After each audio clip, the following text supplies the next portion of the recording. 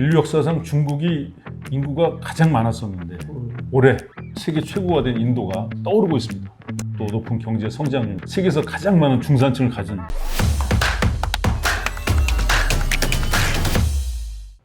시청자 여러분 안녕하십니까? 오늘도 미스터 신뢰성 이진수 교수와 함께합니다. 네, 안녕하십니까? 네, 안녕하세요. 정말 외교가 중요한 세상인 것 같습니다. 우리 구한말의 그 외교 전략의 부재 때문에 정말 우리가 지금까지도 고생하는 면이 있는 건데 앞으로 외교 전략이 우리에게 이제 가장 중요한데 요즘 인도의 움직임 또 우리가 반드시 살펴봐야 될 외교 파트너 중에 하나잖아요. 그렇습니다. 인도에 대해서 어떤 기사가 준비되어 있습니까? 네, 인도가 어떻게 미국의 영향력으로 서서히 들어가고 있는가라는 파이낸스 타임스 기사를 중심으로 해서 7기사에 대해서 이야기해 보도록 하겠습니다. 네. 인류 역사상 중국이 인구가 가장 많았었는데 올해 인도가 드디어 중국을 꺾었습니다. 대단한 일입니다. 그렇습니다. 어떻게 보면 인류사의 또 하나의 큰 이벤트가 된 거죠. 이것만으로도 이제 변화가 감지가 되는데 한마디로 인구가 세계 최고가 된 인도가 떠오르고 있습니다. 네. 그렇습니다. 그 인도의 부상을 두 가지 면에서 얘기해 볼 수가 있겠는데요. 우선 미국과 중국의 갈등을 배경으로 해서 지정학적, 국제 정치적인 면에서의 부상을 이야기를 할 수가 있겠고요. 세계 최대 규모의 인구가 되면서 또한 경제 성장이 빠르게 되면서 경제적으로 이제 중요성이 부각되는 그 두 가지 측면에서 이야기를 할 수가 있겠습니다. 인도의 그 나렌드라 모디 총리가 6월 20일부터 3일 동안 미국을 국빈 방문했는데 2014년에 미국 비자가 거부된 적이 있더라고요. 그 어떤 폭력 사태에 대한 발언 이런 것들 때문에 근데 이제 격세지감이 느껴질 정도로 10년 만에 벌써 굉장한 그 밀월 관계를 이제 예고하고 있는데 이번에 그 미국과 인도가 미국의 그 군사용 드론을 인도에 판매하고 또 전투기 엔진을 이제 공동 생산하고 또 국방 기술 협정을 이제 체결하고 인도의 반도체 산업 활성화 그리고 나사에서 인도 우주 비행사 훈련 그리고 다양한 분야의 협력을 합의했네요. 그렇습니다. 그것처럼 인도와 미국 관계가 이제 밀월 관계로 가는 듯한 느낌을 주고 있는데요.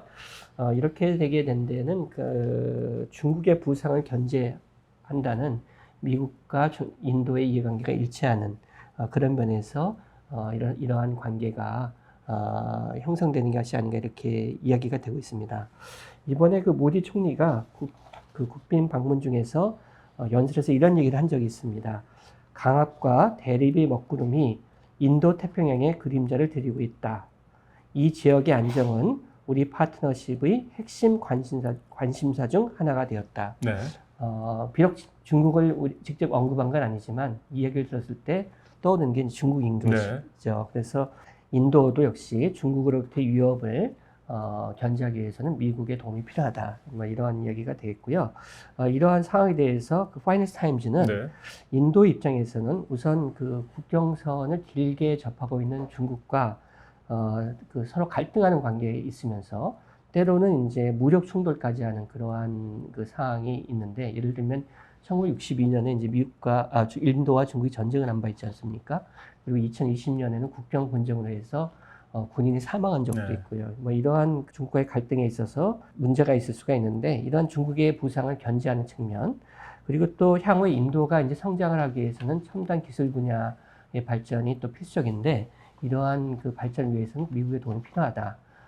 이런 측면에서 미국과 좋은 관계를 유지하려고 하고 그래서 인도가 전통적으로 강조해왔던 비동맹, 중립 이런 입장에서 벗어나서 미국의 입장을 그 지지하는 그런 쪽으로 기울고 있지 않는가까지 해설하고 있는 이런 상황이 되겠습니다. 네, 분명한 변화는 2차 세계대전 이후에 냉전은 어떤 이런 첨단 산업 기술보다 이념 이런 게 좀 앞선 게 있었다면 지금은 분명한 건 첨단 산업 기술은 반드시 필요하다. 이런 거는 인지하고 있는 것 같습니다. 네.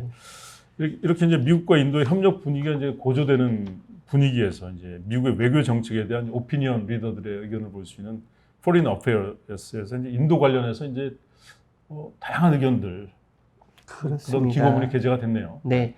그래서 인도가 결코 미국의 우방이 될 수 없다는 견해를 밝힌 일단 그 기고문이 주목이 되는데요. 그 기고문은 그 카네기 재단에서 근무하는 애슐리 텔리스라는 분이 5월 1일자 포린 어페어스에 기고한 네. 내용이 되겠습니다. 그 내용이 이제 다음과 같은데요. 그 인도의 우선순위는 미국의 지원을 받아서 미국의 첨단 기술을 도입해서 경제력과 군사력을 강화해 중국을 독립적으로 견제할 수 있는 강대국이 되는 것이다. 네, 네. 그렇기 때문에 인도가 자신의 안보를 직접적으로 위협하지 않는 한 미중 간의 대결에서 미국을 지원하지는 않을 것이다. 네. 한마디로 말하면 미국의 동맹이 되지는 않을 것이다라는 그런 견해를 밝힌 바 있습니다. 근데 이 기고문을 그 기관 애슐리 텔리스라는 분이 미국의 그 인도 정책에서는 중요한 역할을 한 분이 돼서 이제 이 기고문이 주목을 받았는데요. 애슐리 텔리스라는 분은 인도에서 오는 대학을 네. 졸업하고 미국에 와서 시카고 대학에서 정치학 박사를 받은 후에 그 인도 주재 미국 대사의 선임 보좌관 그리고 아들 부시 대통령 때 국가안보위원회 특별 보좌관을 역임하는 등 그 미국 정부의 인도 정책에서 중요한 역할을 수행했던 분이 되겠습니다. 그렇기 때문에 이 기고문이 주목을 받았고요. 미국 내 외교 서클에서 화제가 되었다고 합니다. 애슐리 텔리스의 어떤 그런 그동안의 경력이나 또 경험을 봐서 그 인도의 입장을 뭐 잘 설명해 주는 부분도 있는 것 같고요. 그렇습니다. 근데 네. 여기에 대한 반론으로 스탠포드 대학의 아르진 타라포르 연구교수 5월 29일자 포린 어페어스 기고문에서 중국의 강압에 더 잘 저항할 수 있는 인도의 존재 자체가 미국의 이해관계에 부합하는 게 아니냐 이런 주장을 했습니다. 그렇습니다. 이제 기본적으로는 뭐 인도가 미국의 그 동맹이 되는 것이 중요한 것이 아니라 인도가 이제 미국의 입장에 종속되지는 않을 것이다. 그리고 자신의 이해관계를 지켜나가면서 큰 나라로 이제 나가려고 할 텐데 그러면서 중국의 또 잠재적인 경쟁자가 될 것이기 네. 때문에 인도양 지역에서 인도의 군사력이 강화되는 것 자체가 중국의 영향력이 확대되는 것을 제한할 수 있기 때문에 이 자체가 미국의 이해관계에 부합한다. 뭐 이렇게 이야기를 했습니다. 또 비슷한 견지에서 그 미국의 아시아 정책에 대한 전문가인 데니얼 마키라는 분이 포린 어페어스 7, 8월호에 게재된 기고문에서 미국과 인도가 가치를 공유하지는 않는다. 이제 보통 일반적으로 어떻게 하냐면은 미국과 인도는 민주주의 국가로서 가치를 공유한다 이렇게 얘기를 하고 있거든요. 근데 실질적으로는 그렇지 않다.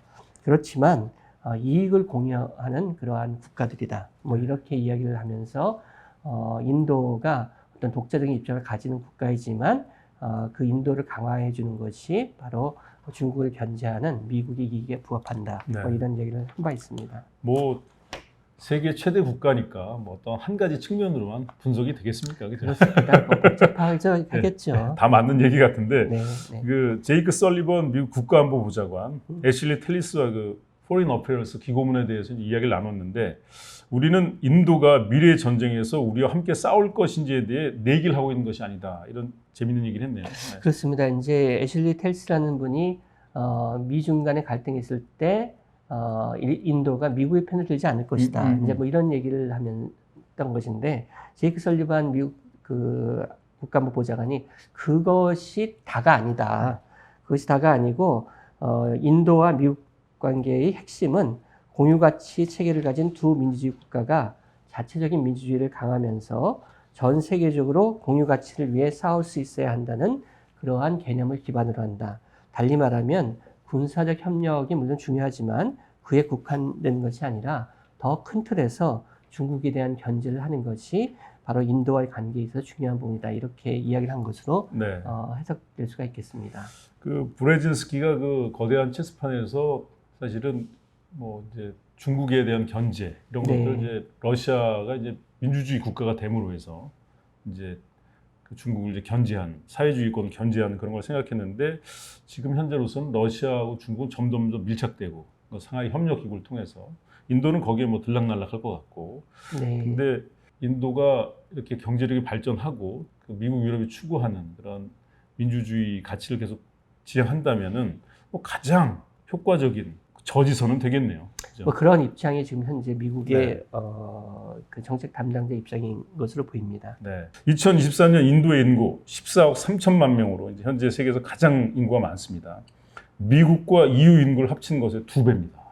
대단합니다. 그렇습니다. 그리고 더 놀라운 건 인구의 약 40%가 25세 미만, 정말 젊은 국가입니다. 그렇습니다. 인도가 이제 이렇게 그 지정학적, 국제정치 면에서 부각되는 것과 동시에 또 경제적인 어떤 중요성도 부각이 되고 있습니다. 금방 김범도 아나운서 얘기했듯이 인도가 이제 중국을 제치고 세계 최대 인구수를 가진 나라가 되었고, 또 그 대부분이 이제 젊은 사람들로 구성됐다는 면에서 향후 인도 경제 성장의 어떤 전망이 밝게 나타나고 있거든요. 그래서 2022년 기준으로 봤을 때 인도의 GDP 규모가 세계 5위입니다. 그러니까 중국과 미국, 그 다음에 일본과 독일 다음이 이제 인도가 되겠는데, IMF의 전망에 따르면 2023년 그 인도 경제 성장률이 6.1%로 예상이 되면서 세계 주요 국가 중에 가장 높게 나타나고 있거든요. 그리고 향후에도 인도의 경제 성장률이 높게 나타날 것을 예상하는 경제학들이 많습니다. 그렇게 되면은 2030년에는 인도의 그 GDP 규모가 세계 3위 수준에 이를 것이다. 그러니까 이제 중국과 미국 다음이 되는 게 되겠죠. 그러니까 이러한 그 경제 규모로 봤을 때 인도의 중요성이 이제 점점 커지지 않을까 이렇게 예상할 수가 있겠습니다. 조금 전에도 말씀드렸습니다만 인도하면 뭐 간디의 나라, 영성의 나라, 요가의 나라, 카라의 나라 뭐 이런 식으로만 됐죠. 뭐 여행지로서 생각했는데 실질적으로 세계에서 가장 많은 인구, 또 높은 경제 성장률로 이제 세계에서 가장 많은 중산층을 가진 그런 나라로 성장할 수 있는 뭐 그런 그렇습니다. 반드시 주목해야 되겠습니다. 그렇습니다. 그래서 이제 중국과 인도가 이제 세계에서 가장 큰 중산층 규모를 가진 나라가 될 것이 예상이 되고요. 그것이 바로 시장의 크기를 이제 말하는 것이기 때문에 이에 주목을 해서 지난 6월 27일자 하버드 비즈니스 리뷰에서 발표된 논문에서는 인도 시장의 이러한 그 성장 잠재력에 주목해야 된다. 그래서 그 향후에 다국적 기업들이 성장하기 위해서는 인도 시장에 반드시 들어가서 경쟁력을 갖춰야 된다. 뭐 이런 이야기를 하면서요.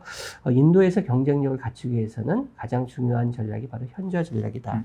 뭐 이렇게 언급을 하기도 했었습니다.